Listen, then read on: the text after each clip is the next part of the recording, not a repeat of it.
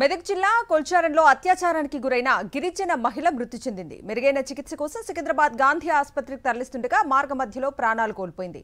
Pothamshettipalli tea junction సమీపంలోని నిర్మానుష్య ప్రాంతంలో గుర్తు తెలియని వ్యక్తులు మహిళను చెట్టు కట్టేసి అత్యాచారానికి పాల్పడ్డారు.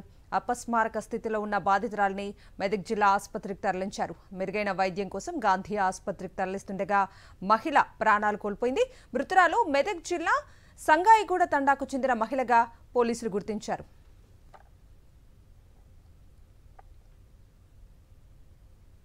మెదక్ జిల్లా కొల్చారంలో అత్యాచారానికి గురైన గిరిజన మహిళ మృతి చెందింది. మెరుగైన చికిత్స కోసం సికింద్రాబాద్ గాంధీ ఆసుపత్రికి తరలిస్తుండగా మార్గ మధ్యలో ప్రాణాలు కోల్పోయింది.